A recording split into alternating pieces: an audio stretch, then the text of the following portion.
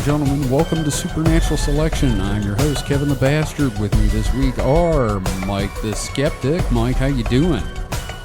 I have recently become unplagued, as in I've recovered from COVID. Very mild case, thankfully. Yeah, thank God. Caught while at Dragon Con. Surprisingly being around like 50,000 people has a high chance of catching a plague. So, who would have thunk it? And I'm shocked I wasn't the one to get it. Yeah. And, we shared a room in a couple of car drives. And and I never got it. Yeah. So. And also with us is Mr. David Davis. David, how are you doing, buddy?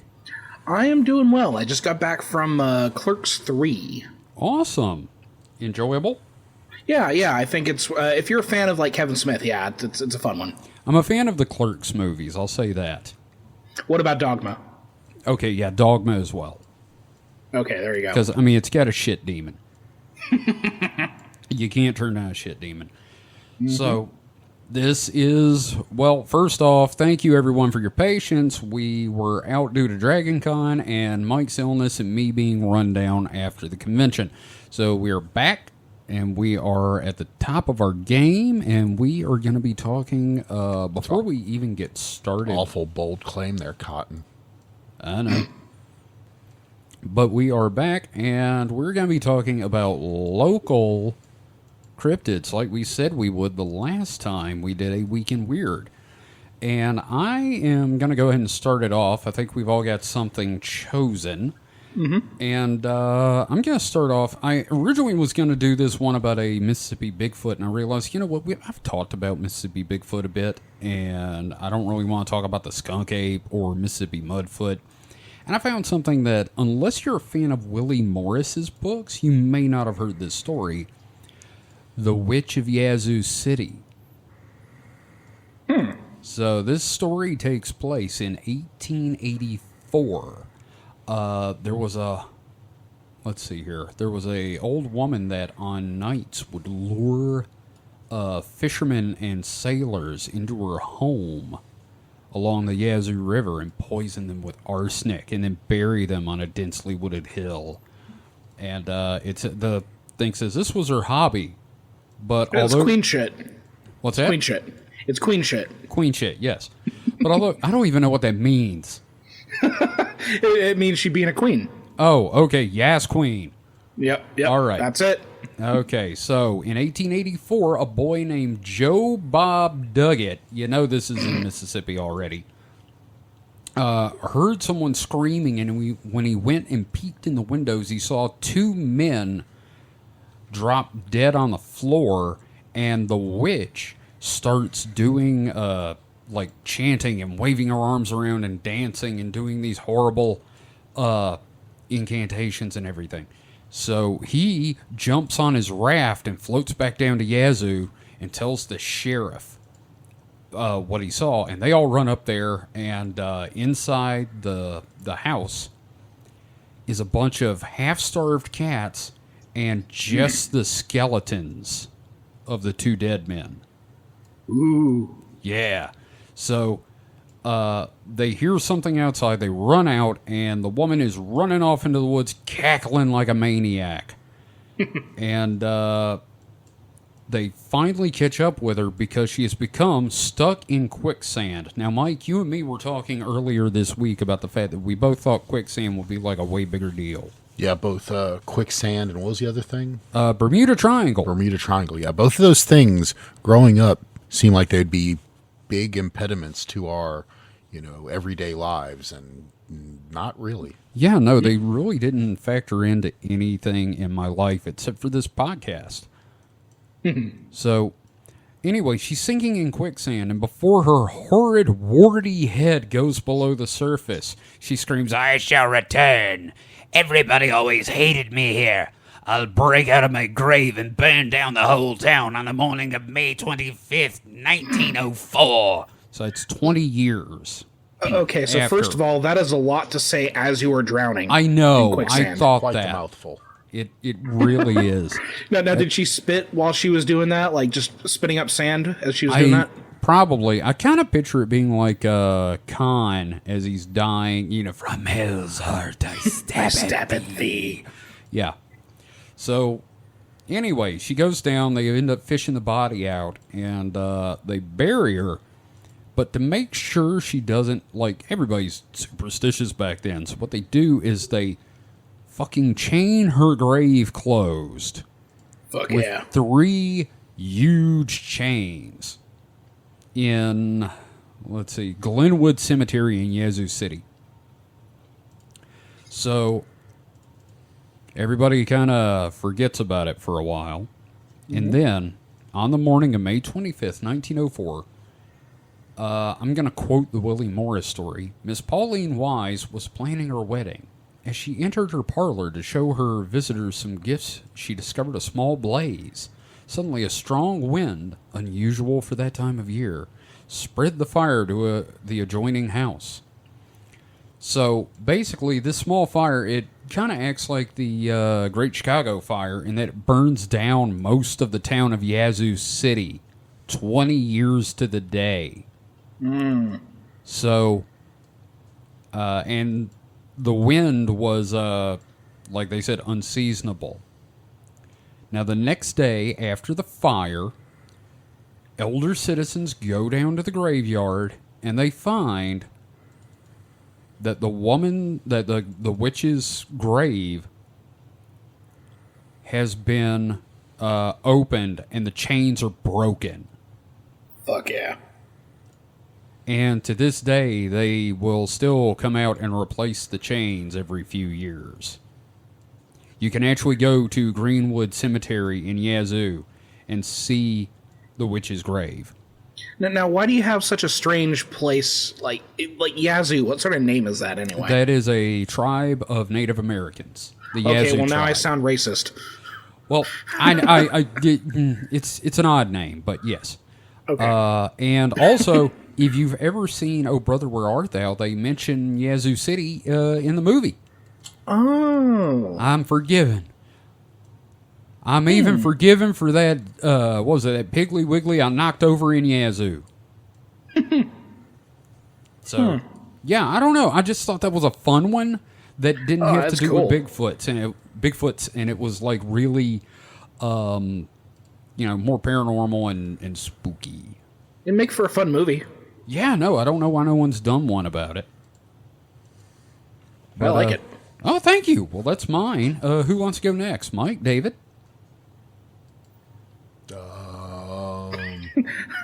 Mike was the first to make some sort of noise. So Okay, he's Mike. Damn it. I'm by default. Okay, so I had a couple of, I'm originally from Louisiana, born and mostly raised there. Yep. And Metairie, right? Metairie, yes. New Orleans suburbs. And I had a few I could choose from, more than Kevin did. Oh yeah, no, I had to dig. So apparently there's like some Louisiana Thunderbird sightings. Chose not to go with that. Which is cool, though. There's the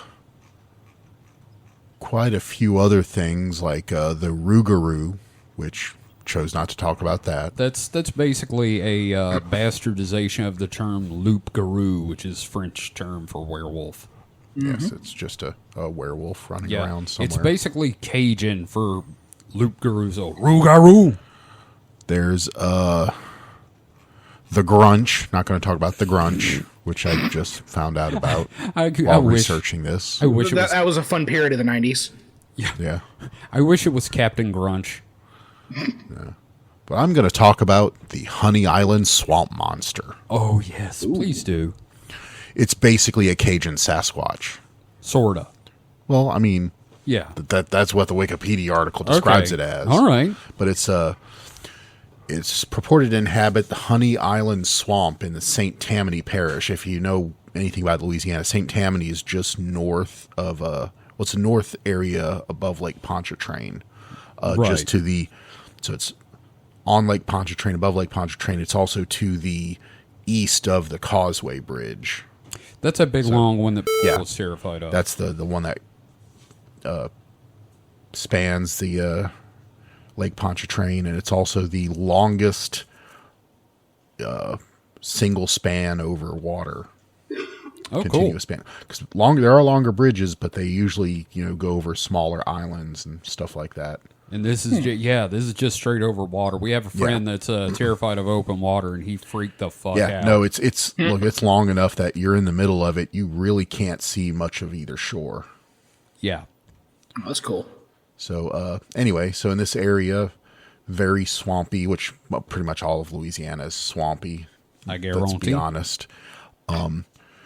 So it's alleged the Honey Island swamp monster is alleged to be a large bipedal humanoid, roughly 7 feet tall, covered in hair, obviously. Right.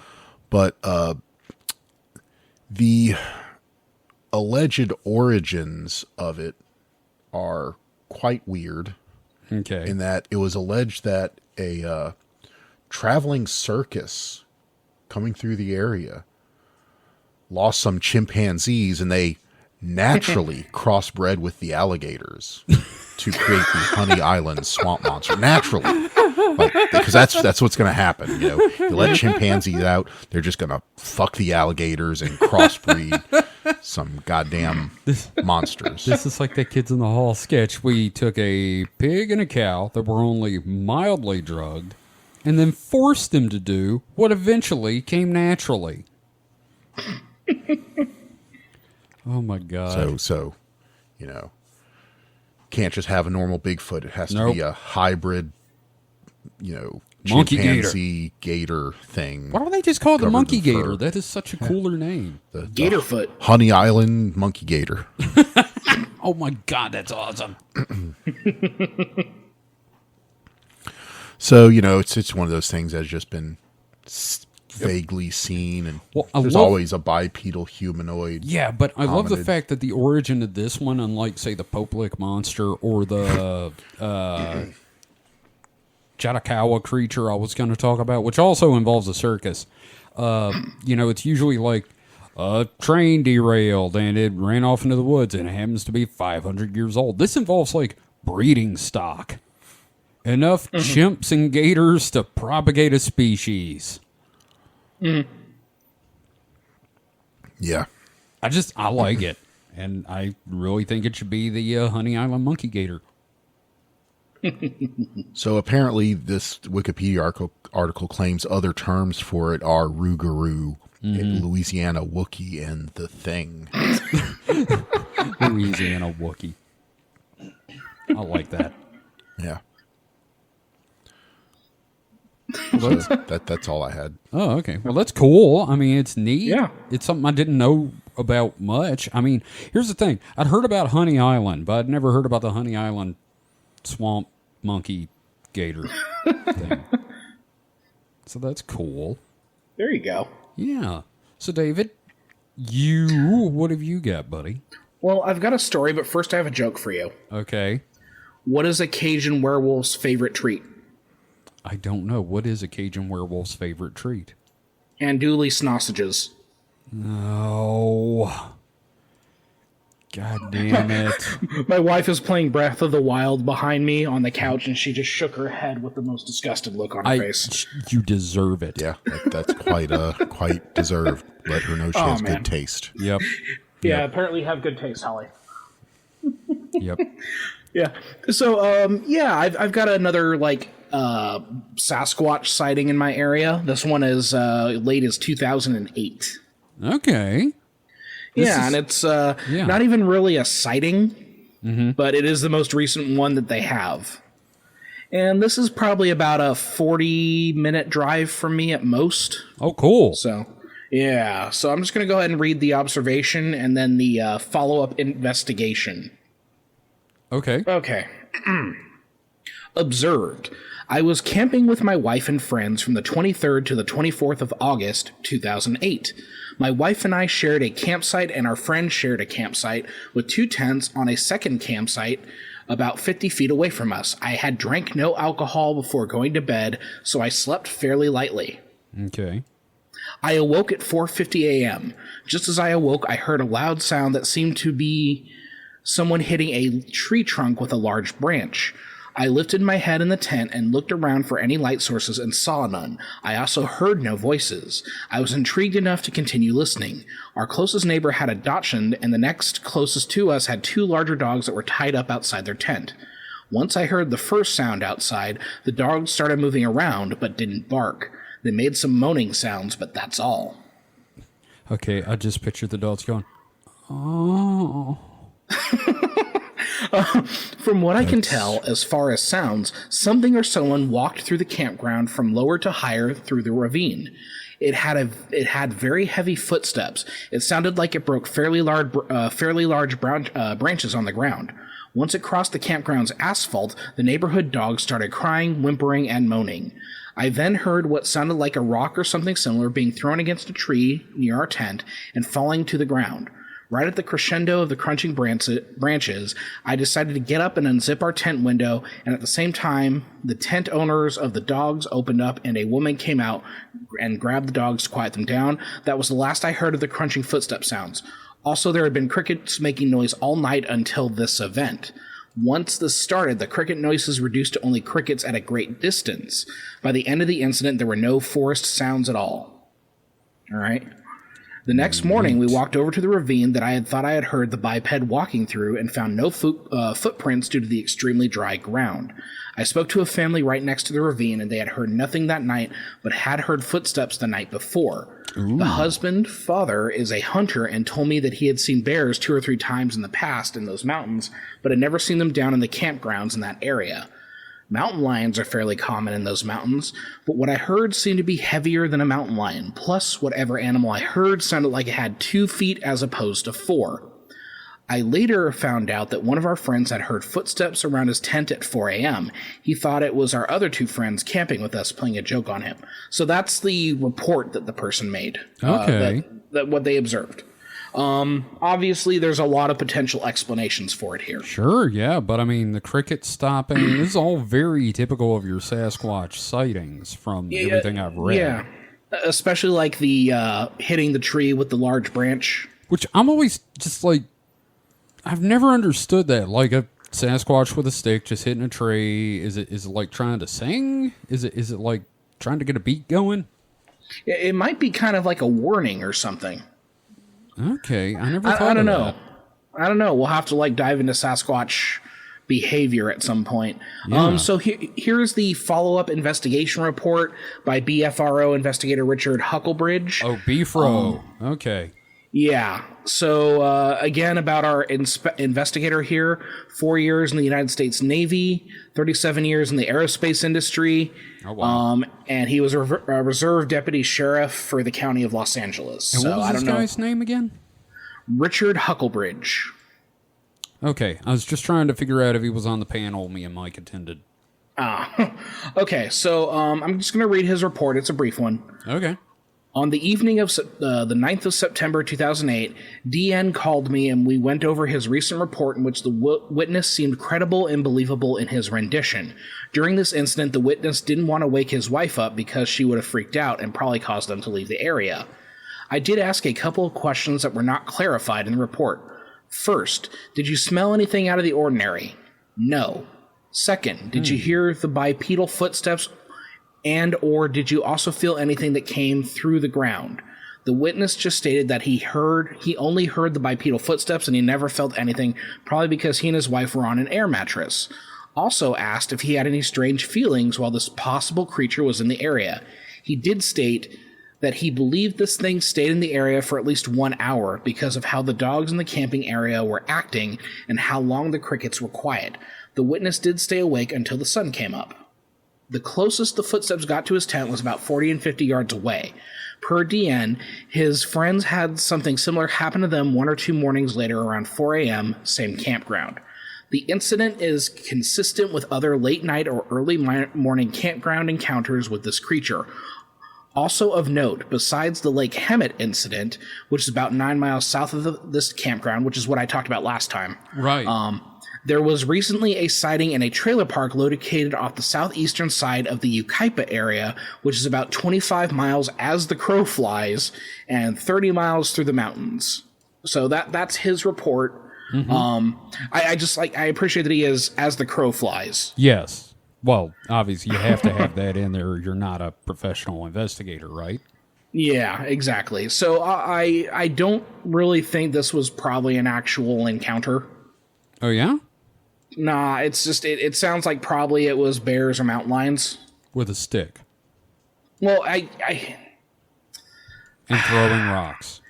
Here's the thing, if they would have recorded the stick thing, like, maybe that would have helped, but honestly, like, the sticks could have just been, like, for example, a bear on a log, and as the log shifts, another stick is hitting it or something like that. I'm feeling kind of skeptical on this one. Okay, Mike?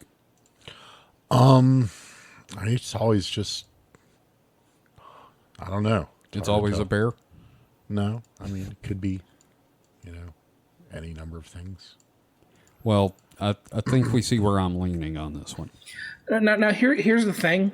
This area currently has gone through a very massive wildfire, so if Sasquatch did exist there, he's probably dead now.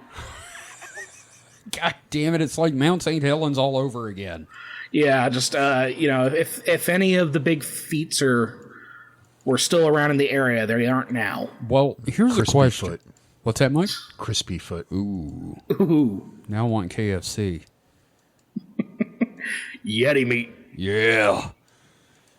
Here's a question. I don't know if you have the answer to this. Maybe you can look into it some other time. Is the Hemet area known for UFO activity?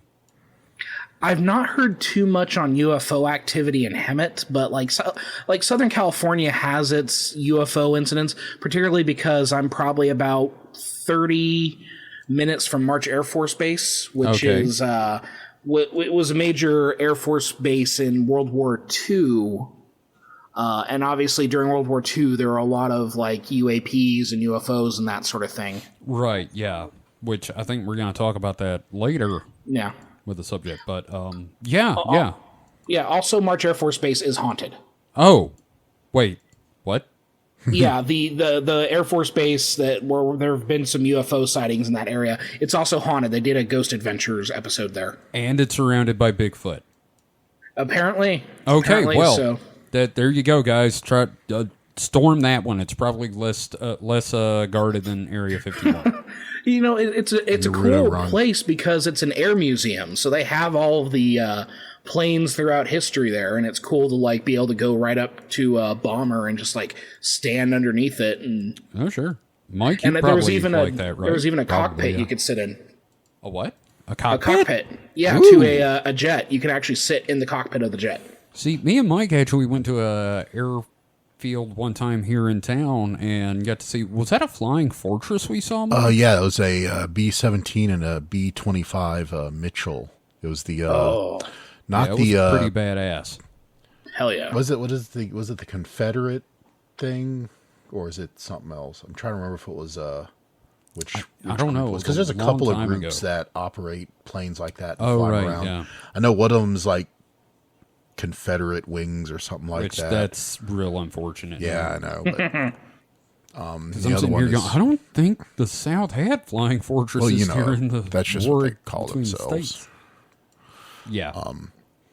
But yeah, it was pretty cool. It was pre-digital camera days, so I have like a bunch of film pictures from it. Ooh, that's cute. We should scan those. It should. Yeah. I've got my scanner. All right. Well, that's our local stuff. I'm glad we all found something. Mm-hmm. And it wasn't. I do have to ask, Mike, David, both of you. Do you think yours are ghost monkeys? Ugh. God damn it! You don't have to react like that every time. It's a ghost bear. Yuck! Ghost monkeys. All right. Well, I've got another story that is unrelated to local stuff that I found, and I think this is just interesting. Mike, you'll probably find this interesting too. And I'll just go ahead and read the article since it's relatively short, if you don't mind. Mm-hmm. This is from USA Today, believe it or not. Semi-reputable news source. Student finds 1.8 million-year-old tooth, one of the oldest signs of hominins outside of Africa. Archaeologists in the nation of Georgia last week, which I misread that as state the first time I read this and got real confused. The nation of Georgia last week discovered a tooth belonging to an ancient human species believed to be around 1.8 million years old.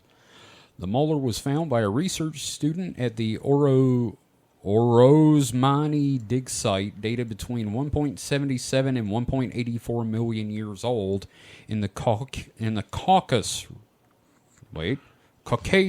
region. The white person region. The white people region. It's one of the earliest signs of hominins outside of Africa.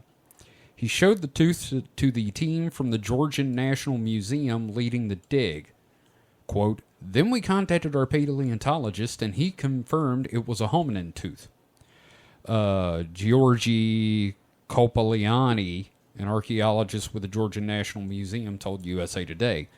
Okay, I'm just going to summarize. Basically, this is a fairly big deal because, most of our ancient ancestors were believed to have been in Africa around that time, and we're just now starting to find evidence of different hominin species being outside of Africa. Mm-hmm. A good example being, while the remains found in Georgia are still believed to be the oldest found outside of Africa, researchers in China found stone tools dating 2.1 million years old that could indicate an earlier hominin presence there. Yeah, so this isn't contradicting the idea that the hominids originated in Africa. It's more they left Africa far earlier than we anticipated. Yeah, and one of the things I've read is that this could just be proof of several waves of migration out of Africa over the history of the various species. So, yeah, I like it. Yeah, I think it's kind of a neat thing. Mike, what have you got? So my other thing, which I don't have open for some reason. My God, what's happened to us? 2 weeks you had off. One job. I was spaced out, man, I tell you. Well, speaking of spacing out, apparently the war in Ukraine is shaking things up because Ukraine's astronomers keep seeing UFOs, like a lot of them. Yeah. Mm-hmm. But, probably just spy planes or drones or something. But here's the thing. Hey, go ahead. No, what are you going to say? Sure thing. I was just going to say that war, and it may just be because there's more attention being paid to the sky in modern war. With the Foo Fighters in World War II, and no, I'm not talking about the band. During armed conflict, there's always an increase in UFO sightings, and I don't know if it's because there are more there because they're observing, or if it's because people are paying more attention to their surroundings. But during the Afghani conflict and Iraq, there were a lot of UFO sightings. Yeah. So, but I would say, there probably are a lot more people watching the skies during times of conflict like that because, bombs and planes and other things. And, there's also, during conflict, there's a lot more shit in the air. Normally it's, just commercial airplanes and things like that. But, during a conflict, especially a modern conflict where you have a lot of, unmanned aerial vehicles of different calibers, different functions, Probably a bunch of them that are also top secret that have functionality we don't even know about. I'm sure Russia's deployed its, super secret, drones to try to gain the upper hand. It's literally just like a drone that you could buy at a gas station with a pistol taped to it. Yeah, pretty much. That's kind of their situation right now. It's fucked, man. Russia has been found out to be just buying commercial DJI drones and shipping them to their troops. That's insane. Pretty soon they're going to start flying kites with razor blades on the tail. No, they've got survivor knives, and they pull a string and it just drops the knife and they hope it hits someone. They tie a grenade to a canary and let the canary fly over. Oh God, the poor bird. Well, no, the grenade will, the bird will pull the pin. They'll train the bird to pull the pin. Oh, okay. That's so much better. All right. Oh my God. Well, here's the thing about the UFOs. There's a lot of talk about it, obviously, on the UFO UAP subreddits in general. But a lot of people are saying it's the aliens coming to watch the end of civilization. I'm like, I don't know. I mean, like, if so, how would they know? What's that? Like, how would the aliens know it's the end of the civilization? Because we've come much closer than we have now. I know. The nukes, for instance. But, I mean, just in general, yeah, no, the aliens would, yeah. I just think they're like, ooh, look at that. What if it's tourists? Mm-hmm. Here we see the natural preserve of our ape creatures. As you can see, they like to kill. I don't know. We're taking bets on it. Yeah, I'm excited. I'm also in general excited how much the UFO UAP thing is in the mainstream these days. You know. Mm-hmm. Yeah, that's kind of nice because for a while it just kind of like disappeared. And honestly, I'm going to give a lot of that credit to Tom DeLonge. Oh yeah, let's give it up for Blink 182.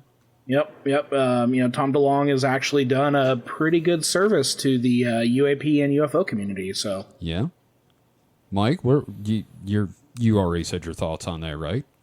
Well, sort of, but further in the article they talk about how they use two observatories that are usually tasked with looking for meteors and asteroids and stuff like that, about 75 miles apart, and using it, they classified using cameras. Obviously, they classified objects into two categories: cosmics and phantoms. Ooh. Cosmics are luminous objects that are brighter than the background of the sky, and phantoms are dark shapes with darker contrast than the background. So basically, you're two types of UFOs: your glowers and your silver things. Your showers and your glowers. Yeah. Oh God. Yes, that's it exactly. But they it's said, pretty badass though. I like that categorization. I know it's like Autobots and Decepticons. They said that I don't know how fast 3 to 15 degrees per second is in this context, but they said phantoms are observed in the troposphere at distances up to 10 to 12 kilometers. Estimate their size between 3 to 12 meters and speeds up to 15 kilometers a second. Wow. So pretty fast. It's faster than me. Yeah, that's what times 60. That's like 100 kilometers an hour ish. Okay. Math. Which is about 150 miles an hour. Okay. Yeah. So like that's within military drone speeds. At least the speed of a Veyron. Definitely faster than most birds. Okay. Especially an unladen swallow. Yes, indeed. Or an unladen canary. Especially if it was carrying a coconut. Or a grenade carrying canary. Canary. Yeah. Oh my God. So the easy explanation would be that these are missiles or rockets or something else associated with the war, but the scientists insist that their nature is not clear. Okay. Well, I like when a scientist is like, we don't know. Well, that's kind of the whole science shtick, isn't it, though? Well, unless it's they supposed have to be definitive proof. Right. And they can't say. Good on them for going with, I don't know what the fuck I'm seeing. Yeah, I mean, yeah. I don't try to jump to conclusions, but I tend to pick what I think fits the data most. Occam's razor. Yeah. Well, also, it's a jump to conclusions map. Damn it. Fuck that up. You fucked it up. I ruined our whole show. We're keeping it. Yeah. Well, thanks for that one, Mike. I'm glad somebody brought that up because I've been excited about that topic. Mm-hmm. So, David, what have you got? I have two potential articles. I'm probably going to go with the one that connects more to yours, your story, Kevin, about the grave and the chain and that sort of thing. Yeah. Okay. I do want to mention the other article with Shaquille O'Neal explaining why he thinks the Earth is flat. Man, fuck you. That was one of the articles I was considering, but instead I'm going to talk about this vampiric grave. Oh, yeah, I remember this, but I just want to go on record and ask, what the hell's wrong with the NBA? That there are so many flat earthers in it. You run around with a round thing in your hand for the court's flat. Living. Motherfucker, a good court is flat. Motherfucker, technically it's not. Well, from their perspective. Sure, okay. And besides, they're taller, so they can look further along the horizon and see, oh, hey, it doesn't curve, so. Are you saying NBA players are more likely to see the truth? I'm saying that they're more likely to not get as much oxygen because of their height. Oh, God damn it. Okay. That reminds me of something I want to bring up after we're done with the stories and before we go into everything else. Okay. Okay. Let's go. So I've got this article. It's from September 5th from the Metro in the UK. Medieval vampire unearthed with sickle across her throat to stop her rising from the dead. Which is like hardcore. It's awesome. You hear about this thing a lot, actually, with about civilizations that have like vampire or reanimants and that sort of thing. They do these like little traps and everything like that. Like usually they behead the thing, but I like that they set a booby trap here. You describe it, and I'm like, what metal album cover is that?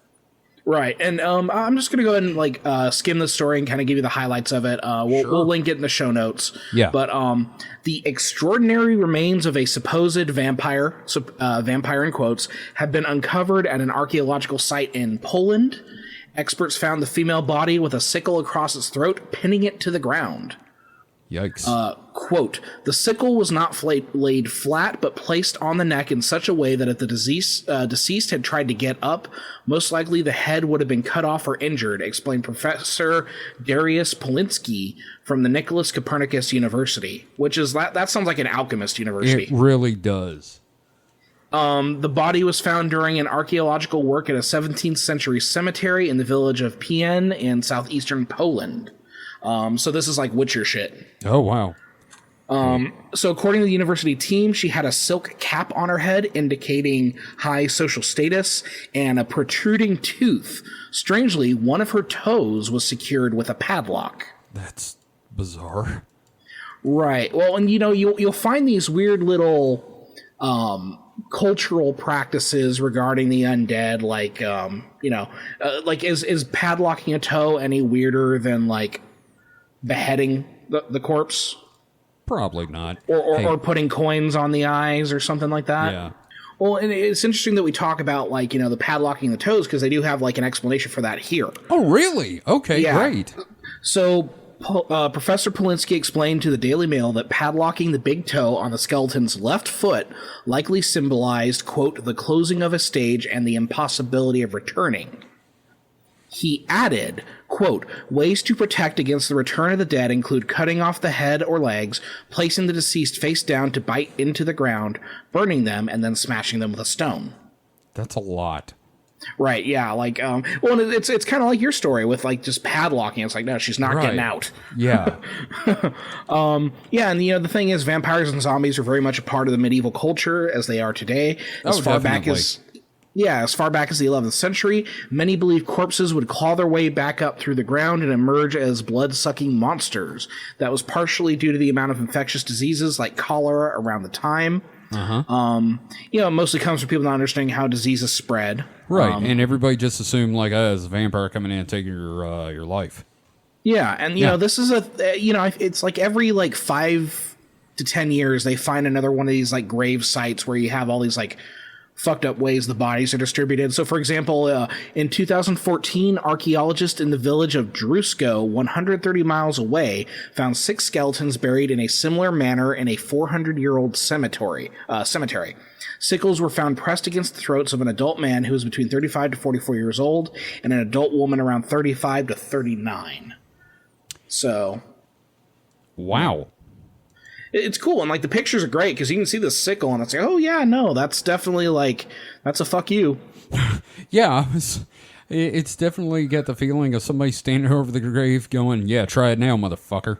Yeah, and it's just really interesting, like, because I do want to talk about vampires. I talk about vampires in my class, but when we cover vampires in my class, I talk about like how the line between living and dead was always kind of gray for a long period of time because people would fucking wake up in a grave and they had to install bells. So if you were trapped in a grave, you rang the bell to let them know, hey, please dig me up. Yeah, it's crazy, man. It's fascinating stuff. So stuff like this, I just absolutely adore it. Yeah, I feel like we should just do one in general about the undead. Yeah, or even like the line between living and dead throughout history. Oh yeah, yeah. I like that idea. Yeah, like it's specifically with drowning, because before we like developed this idea of like first aid and resuscitation and stuff, like people who were drowned, they would appear dead and then they would like literally kind of wake up later. Come back. Yeah. Man, I feel bad for witches that did that. Yeah. Also, I'm just going to throw this out there. To the archaeologists discovering these grave sites, please don't move the sickles. I'm trying to see if I can get a photo of the padlock on the toe. Because that's just one of my favorite details in this thing. And unfortunately, like, they don't have a photo of that particular, but, like, they have a full body photo. And, like, if you zoom in enough, you can see it. Okay. Yeah. Mike, were you going to say something? I mean, I was going to say I'm not, superstitious, but, you find something like that, don't chance it by fucking with it. Yeah. Yeah, I know. It's like, look, I don't know what genre of film I'm living in, and I don't really want to find out. Because, like, if it does happen to be a horror movie, I'm gonna be the guy. I'm gonna die. That's a given. I'm gonna be like what's his name from the Scream movies that knew all about the horror movies and died in the second one? Yeah, I'm gonna be that guy. Jamie Kennedy. That's not his character name. That's the actor. But yeah, I'm gonna be the Jamie Kennedy character. I'm gonna be the one that dies. So yeah, well that's fun. Yeah, I don't know. I'm kind of stuck on the padlock around the toe. That's the more. I think they buried the lead there. The padlock on the toe. And someone in the comments is like, "I really wish they would have showed that." Yeah. Maybe just their kink. The sickle and padlock play. Ooh, man. Can you buy that at like Hot Topic or something? Probably. Oh, boy. Well, I've got another one. This is my last one for the night. And here's the thing. I had 2 articles about this. And I went with the more sensationalistic article from a website called, and I've never heard of this. I got this from Dusty, Anomalien. Anomalien. Okay, there we go. Anomalien.com. Astronomers have discovered 2 large domed objects on the Earth's satellite. There are several theories about the population of the moon by intelligent beings. Some researchers believe that people already live and work on the Earth's satellite. Earth, lowercase here. Now it is reported that about the discovered abandoned settlement between 2 craters, Paracelsus and Aitken? I don't know. Alas, there is little to make out in the photographs, but several dozen ufologists and astronomers are sure that there is a dome structure that reflects light, which is why it is hard to see in the photographs.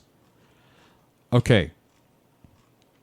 This looks like a golf ball in a crater in a sand trap on a golf course.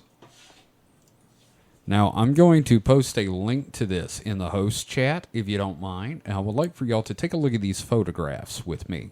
Look at these photographs. God damn it. All right, there we go. You just got nickelbacked. Yeah, I did get nickel-backed. Ugh. So, if you'll take a look at these. Now, they're saying you can find all these photos. This is on Wikimedia. This is not the NASA website like they want you to believe. But this looks like something my wife would watch on Dr. Pimple Popper. Mike, give me your thoughts. As the resident scienceologist. It looks like someone's ingrown hair. Yeah, that's a golf ball on a in a sand trap, in a sandbox. Mm-hmm. That totally looks like a golf ball. And this is supposed to be academic science has confirmed the presence of two, according to some sources. Three. The thing on the right is supposed to be the thing on the left. Yeah. That's quite the stretch, ain't it? Though. I mean, I like the thing on the left. Academic science has confirmed, as opposed to pop science, or playground science. The thing on the left is obviously not transparent. Yes. It has a shadow on itself. Yes. Very much unlike a glass dome. Yes. It kind of looks like someone buried Epcot like Spaceship Earth. Now, Kevin, I'm looking at this article, and you've kind of buried the lead here because there are two very interesting paragraphs at the end of the article that I think should be read. Mm-hmm. So I feel like you need to read those to us. Okay, the last two? Yes. The structure, the one that starts with the structures? Yes. The structures, which were spotted on NASA's maps, were supposedly made by a species of aliens called, quote, Greys, which are supposedly a race of superintelligent extraterrestrials, which like the dark. This is the reason they built the dome-like structures so they can live underground in the dark. Quote, there is an alien species who like the darkness so much they genetically changed themselves to have sunglasses, second eyelids cover their eyes at will, the Greys, says prominent alien hunter Scott C. Waring. No, I love that quote because that quote sounds like it went through Google Translate a couple of times. It really, really does. Do you see why I chose this article as opposed to the one that's like, hey, that looks like a dome? Mm-hmm. Mm-hmm. Yeah. So there you have it, folks. The Greys are have genetically altered themselves to be permanently cool. Damn it. Yes. They wear their sunglasses at night so they can. I love that they love darkness so much they live underground in darkness with sunglasses. But they don't describe them wearing chokers and My Chemical Romance shirts. Oh yeah, no. These guys are old school. They're wearing the Cure. They got like it's not actually they're not actually like light gray. It's just pancake makeup. They're wearing corpse paint. You know, they love Disintegration, the album, and Disintegrating People. Yes. Yes, they are really into Boris. What was the name of that one friggin' by the group Varg Vikernes was a member of? What was it? Shit. Borstrom. Yeah. Borsum, that was it. Borsum. Yeah. It's some orc or Elvis shit, like all the other metal. Yeah, some crazy bullshit. So that's my second one. God, that just I guess I didn't really read those last paragraphs there. Yeah, because I thought you were going to get to that because those last two paragraphs are incredible. My bad. Next time I'll be more thorough. You got to really look for that bullshit, man. I really got to look for the bullshit better. I'm sorry, I'm out of practice. It's been a couple weeks. Mike, what have you got for your second one? We did my second one. Yeah. Did we? Yeah, yep. It was the. I think you did a third one, dude. Did I? The UFOs. Oh. Okay. Shit. That's what I was supposed to have 2 or 3, including the local. Well, it's okay. David, what have you got anything else, or are we good to move on to... Yeah, I think we're good. Okay. Okay, well, before we go on to, like, questions and X and all that stuff, some got posted in our Discord, which if you've not joined the Discord... Shame on you. You really need to, because David posted something that just broke my fucking brain. Oh, okay, good. We're going to talk about this. Yeah, we've got to. So David found this image, and it goes along with the flat Earth theory. All right? This is the Great Ice Ball Earth theory. And this is saying that the Earth is flat, but it is flat on a giant ice ball with other hollows in it where other Earths are. Let's have Mike try to describe what this thing is. Mike, go in there to the show. You showed me earlier. Yeah. So I love that it says the Great Ice Ball parentheses possibly hollow. So I mean, it's the slightly convex Earth. Yes. Because Earth is now no longer flat because it is on a giant ice sphere. Now, I showed this and brought this up to Dusty, and she made a very great observation about this. It's like they're gradually working their way up to admitting it's round, but it's got to be flat-ish on a round thing. So, and my thoughts were, it says possibly hollow.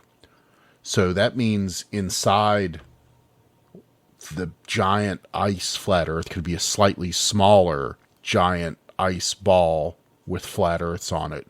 And you keep going down smaller and smaller, just concentric ice balls with flat Earths on it until you get down to one that's a flat Earth, that's a sphere that's the size of the Earth. Are you saying we're living inside the ice sphere? No, because obviously these smart people have said we are on the outside of it. Of course, my bad.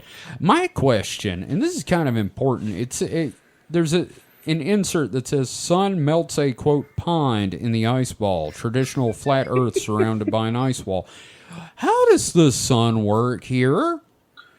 It melts it, obviously. Yeah, but it's like a magnifying glass. It's like a magnifying glass. You know? Is it? Yeah, why not? But how does nighttime or not? Thank you for that. Here, my question is: what if it is hollow and we're living on the interior of the thing, like in Kong? That would be cool. Or what if the Great Ice Ball is just chock full of Nazis? That's the worst coffee ever. Chock full of Nazis. Oh God. Das ist gut, no? Yeah, it's good, yeah. Chock full of Nazis. God. I love that Sam in the Discord said, I fucking hate that I've seen that before. What I like is that this is going to trigger anyone with tryptophobia because of all the little duplicate, alternate Earths. Yeah, if you can't look at a Lotus seed pod, do not look at this. And I tried to look it up, and all I found was actual science about the actual snowball Earth when the entire planet froze. I feel like this has got to be a trolling thing. Yeah, it kind of feels like something somebody posted in X. Yeah, that's what I'm feeling like. Yeah. Speaking of, before we get to questions, David, can X please give it to us? Yes, I've got one Only for if you. You're good. Only if I'm good, Mike? Yeah. Okay. Okay, so Kevin, I think you've earned it. Kevin can have a little X as a treat sometimes. Oh, thank you. Okay, so the subject of this anonymous post is why do we dream? I'm going to read the post, but I want you to know that the associated image is a woman taking a selfie in a gym. For the dream. No, the photo has nothing to do with the context of the post. It's just they posted a photo of a woman taking a selfie in a gym. Oh, okay. So, yeah, I figured I'd put that out there. Okay. Thank you. So, subject of the post is why do we dream? Here's the post. It's not to store short-term memory in the long-term memory. That does not make sense. I never dream about my work or my computer or phone. It also not to prepare yourself for future scenarios, unless your brain is trying to protect you from nonsensical scenarios. Fact is, we don't know why we dream, yet we do it for hours every day, in all caps. Anyone who claims to know why we are here needs to shut the fuck up. You don't even know why you dream. A lot of people have zero imagination, but when they go to sleep, they suddenly become storytellers. The most R-word person can come up with a dream story that is at least semi-interesting. This proves they are not coming up with the story/dream themselves. Here's how dreams work. Oh, I'm sorry. Yeah. Here's how he tells us. Yeah, here's how fucking dreams work. That's how he states it. Okay, start dreaming about a bridge. WTF do bridges do? They collapse. Start worrying about collapsing bridge. Bridge collapses. Big surprise! In the dream world, you have no brain, therefore every thought is direct and causes physical effects. The dream world is fucking real. You have zero proof it isn't. All your theories about dreaming are unprovable, and they are just unlikely. All your base are belong to us, right? It's a mess. It's a mess of a post, but I love it. That is a hot mess. Yeah. So I like his explanation of about how dreams work. Yeah. Yeah. So I think he's trying to get at like manifestation. Like rewriting reality through dreams, but he's also saying something about like how people aren't actually having dreams themselves, but maybe they're part of a collective unconscious. Then where did they come from in there? Something's got to come up with them, unless it's like the big corporate TV executive in the sky. I just want to know what the dream world is, because he calls it the dream world, and in the dream world you have no brain, therefore every thought is direct and causes physical effects. So is he saying that when someone is dreaming and they dream about a bridge collapse, they cause a bridge to collapse? Are they saying the Mothman is a dream creature and we made the Tacoma Narrows, not Tacoma Narrows, but the Silver Bridge collapse? I have no idea, man. This is a wild post, and I appreciate the juxtaposition of what is obviously brain vomit and the picture of a woman taking a selfie in a gym. Oh, God, that's great. And it's the confidence of it as well that I really appreciate. Oh, yeah. It's just like giant balls being thrown at your face. Mike. Yeah. Dreams, how do they work? I don't know. Magnets? Magnets. Tell me there are some good comments. I do have a couple. So here seems to be what seems to be a serious reply to this. Okay. Dreams do all kinds of things, but there's one function that I don't see spoken of very often that is quite important. Neurologically speaking, dreaming is about controlling signal-noise ratios. In awake mode, neural networks like ours learn when incoming data reinforces correct paths of the network. However, there is also a lesser global reinforcement effect. Though the signal gets stronger, so does the static. In dreaming mode, neural networks like ours generate random sense data signal to subtract from itself, counteracting the waking tendency to oversaturation with noise. The phenomena has been directly observed in artificial neural network models, and the human evidence is very suggestive. Prolonged sleep deprivation elevates mood, eventually leading to mania and hyperactivity, and then hallucinatory madness before total function collapse. A completely saturated network contains no information, carries no signal. Excessive sleep, conversely, is associated with things like lack of energy, spontaneous motivation, depression, and dulled perception. Sure, why not? Well, I don't even know if I got all that. Well, and I mean, there's some stuff in there that like makes sense. It's like using actual science, but applying it in like a pseudoscience way. It's right. I think it's using science in a way that requires an adult. And you feel like they've just touched science inappropriately? Yes. Okay. Well, and that's the thing is like,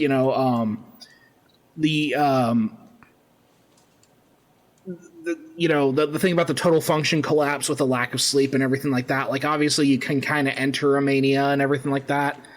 Like, there's science in there, but the way the science is applied is just trying to fit like a round peg in a triangular hole. Very sus. Yeah. Yeah. I've stayed up way too long before, and yeah, I you went get loopy as hell. You get funny though, funny loopy. Like that time we were in the other room talking about something. You made a noise, and I said, "Mike's brain is melted." I just hear Mike brain. Yeah, and that it just out of nowhere, it was freaking hilarious. Well, I've got 2 more comments. Not as long as the other one. Mm-hmm. Okay, so dreams are a remaining connection with the immaterial world. It's why animals have them as well. It's why lucid dreams allow you to arbitrarily manifest and do whatever, something we used to be able to do in the perceived physical world ages ago, and why it's always so hard to keep the memory connection of the immaterial upon waking. A lot of people are using like parenthetical asides, and it's a pain in the ass to read those. Yeah. Well, like this whole thing about we used to be able to do this, is this like back to Atlantis and us losing our psychic powers because we nailed raptors? Probably. Okay. Just wanted to get that in there. All right. Okay, Good now to here's know. a person responding to someone who said something to the Mundukya Upanishad, but which is an Indian or a Hindu text. But here's his reply. This is what makes the most sense to me. Dreams are your soul leaving your body during deep sleep.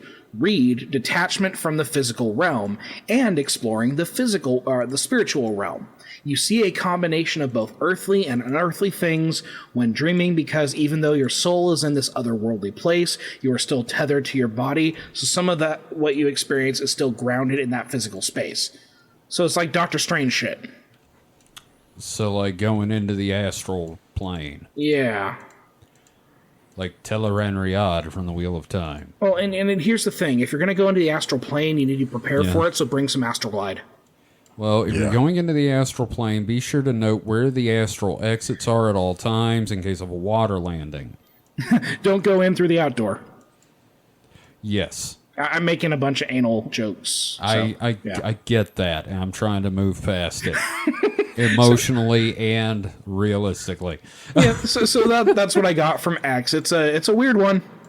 It's a weird one. That was I'm glad he just knows how dreams work, so we don't have to. And then someone mentions REM, and I'm like, well, it's the end of the world as we know it. Oh, God damn it. Yeah. So there you go. Night swimming deserves a quiet night. Okay, so we got some questions, and I want to get some opinions on this. First one's from Ghostforge, as usual. And I think this is interesting. Could the legend of Ragnarok and Fimbulwinter be a racial memory of the Ice Age? I like it. I think that's plausible. Yeah, I think that could be a lot of fun. It's also like the biblical flood with Noah and the ark, and how it may connect to like Babylonian folklore and everything like that. It might be a cultural myth that has persisted. Us dying because we fucked too loud. Yeah, I remember that. That's weird. No, you remember from the Anunnaki? Yeah. I'm just saying. But what do you think, Mike? Do you feel like this could be like just legendary hand-downs from humanity during the Ice Age? I mean, I'm sure all myth has some root in, something that happened. Sure. I mean, generally, people don't just pull that shit out of thin air. Yeah, and especially the ones that stick around. They're handed down for a reason. Yeah. So I don't see why not. Hey! But it could also just been a really, really cold winter. Kind of like the Great Flood was probably just a, widespread but not worldwide flood. Right. Like, I mean, seriously, I feel like the Great Deluge was glacial melting into low-lying areas that have been occupied between ice ages. Or during ice ages, you know? I'm trying to remember if, like, I mixed up the flood with the dividing river from Moses. Did I mix those two up? Nope. Or You combine got them? it. You got okay. it. I'm a terrible Christian. Nope. Well, yes, but no. So, all right. Well, I'm glad and I firmly believe that that's possible. I don't see why that's not, you know. I like it. Yeah, same here. Good one, Ghost Forge. Thank you. Now, Sam has a question, and this is more our normal speed. Which cryptids are kinky motherfuckers? I think we've had this question before, haven't we? We've had which is the sexiest, but this is kinky. Well, kinky is sexy. Well, no. I mean, like, you know, there's the horny, and then there's the one that's into, like, the crazy shit. It's one and the same to me. Okay, that's fair. Well, Holly said Krampus, and I'm kind of inclined to agree with the whips and the basket and the tongue. Oh, well, the tongue. well, we know the Greys are into the butt stuff, Yeah. which, you know, I guess in today's day and age isn't really kinky anymore. It's kind of becoming vanilla. Well, Yeah. at least chocolate. Oh, yeah.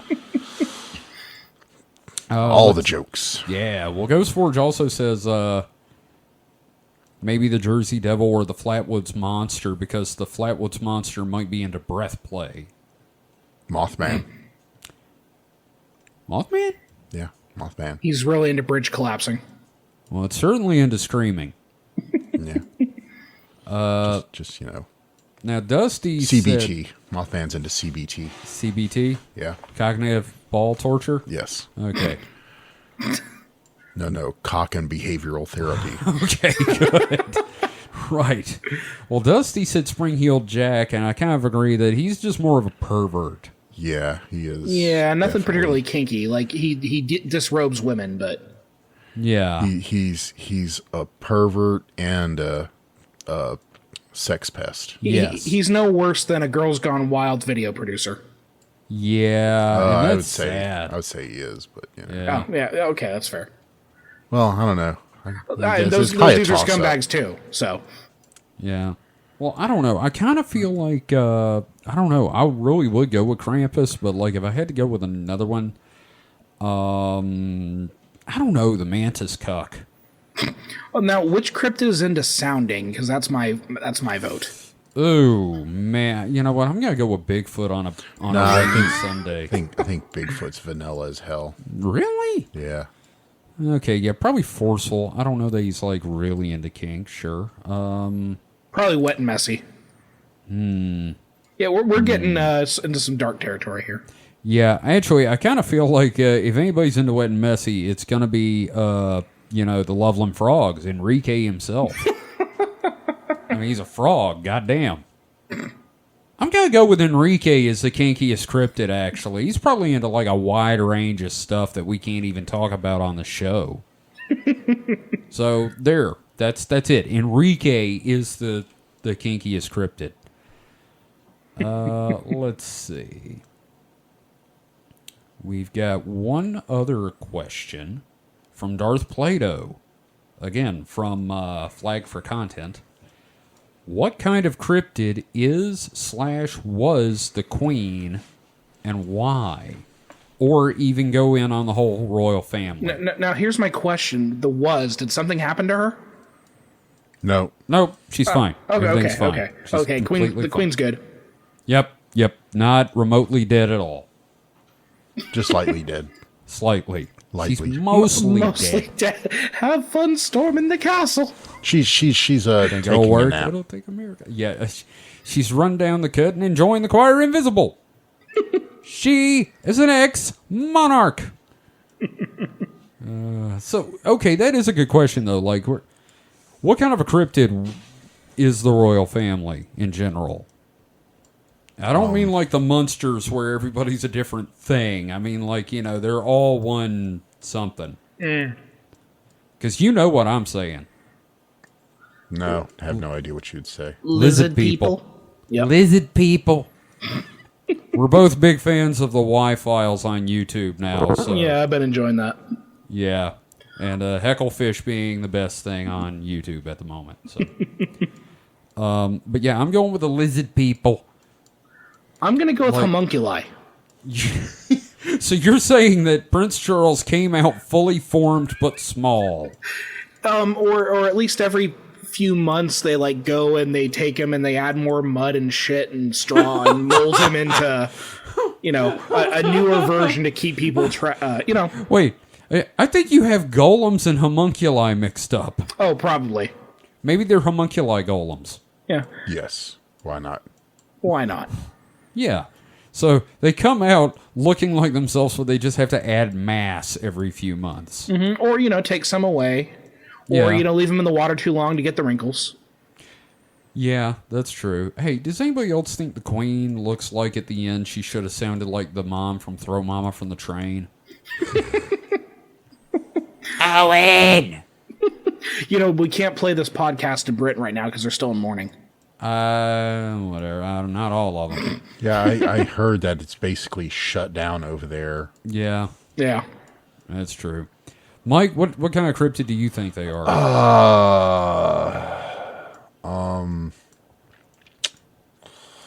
Inbred? Ooh. Wait, no, that's the truth. Yeah, no. We got something fun. They're gingerbread people because they're bread. Inbred. Mm-hmm. No, vampires. Why not? That works. Cash vampires. They suck the cash from the British people. Again, that is truth and kind of hitting close, but I'll take it. Yep. I also would have accepted werewolves. That's too cool for them. Maybe. Okay, salamanders. Homunculi. At night, they turn into homunculi. By day, they're British as fuck. You don't get much more British. I am kind of looking forward to seeing the coronation when it happens. I'm not going to lie. See Charles sit on the rock. I want to see him sit on the rock. I want to see. Well, they're not going to show him get his head anointed, but yeah, I heard that. I read a thing about there's a secret anointing ceremony. Well, I that read nobody knows about it. I read about it, and with peasant it's blood. Basically, what's that? They anoint them with peasant blood. Probably. But I read about it, and basically it's considered holy, and that the peasants shouldn't see it. Oh, don't let the peasants see. We must not let the peasants see. The Church of England must remain mysterious. I don't know, but yeah, I'm looking forward to seeing the coronation just so I can see a man sit on a rock and have a hat put on him. And he'll only be king for about 5 years before they take him out, so. Yeah. Well, a lot of people were saying that this whole thing is a once-in-a-lifetime thing, and it's like, he's 75. Unless you're going to die pretty soon. This is going to be a twice-in-a-lifetime thing for a lot of us, including me. Mm-hmm. I'm going to see that man get put in the ground. Well, we find out he's like his uncle and his great uncle, and like he's been working with the Nazis the whole time. Like the Nazis are back and he's working with them. Oh yeah, no, great! It turns out he's working with the skinheads. And it's just we make bitchin' punk music. I mean, have you seen his hands? I heard about this. Yeah. Part of why I think he might be homunculi. Well, have you heard what Henry Zabrowski on last podcast had started calling him? Mm-mm. Chucky Sausage Fingers. Yeah, I mean, how does such an old and wrinkly man have such poofy? Wow, those things are so fat. I'm gonna look that up. He tied rubber bands around his wrist. Here, I'm gonna put it in the host talk. Maybe he's like trying to do like how you get like a medical glove and you blow into it like to make a little poofy hand. I mean, that's what it looks like. Yeah, maybe he's doing that with his skin folds. Holy God! What the fuck? Yeah, no, his hands are like inflated. He's got clown hands. Okay, it's so like what Kurt got in the 2009 Star Trek. Now, see, I have a terrible, terrible question for you here. Okay. Okay, so we've seen Prince Charles's baloney hand. Okay. Yes. Do we recall Mitch McConnell's necrosis hand? When Mitch McConnell had that like purple, blackened, shriveled hand going on. Oh, Lich Finger. Yeah, Lich Finger. So here's the question: you have to have one of their fingers in your mouth. You can have Prince Charles's dog God. finger, or Mitch I'm going to go McConnell's for the Lich sausage finger. fingers because I can pretend it's a Vienna sausage. God, I mean, look at the ring on his pinky. Yeah, I know. I mean, like it's like somebody just inflated baby hands and attached them to a man. Now, I want our listeners to comment when they hear this episode which finger they would put in their mouth. They have to do it. Like, gun to your head. You have to put one of their fingers in your mouth. Do you Lich go for finger or lich sausage hands? Yeah, it'd have to be sausage finger because Lich Finger would just leave like bits in your mouth. My God. Again, it was a horrible man. question. This is so... Like, I Gross. didn't realize it was... Ugh. Yeah, Like, that's that is pretty like bad. late-stage diabetes. You about to die, son. It looks like Chucky's hand from Child's Play. You're right. Now, the thing is, Mike, I looked up King Charlie sausage mitts, and it actually came up with a close-up from this picture. Yeah. And it is, like, way worse up close without him because it just looks like somebody put a baby in a suit. Right, but the baby also is very wrinkly as well, which is very disturbing. Yeah, it's like his face is wrinkly, but the hands are so puffy and smooth. It's like this is not the same. He stole those hands from someone. Yes. I don't know who, but he stole them. Well, probably from a baby.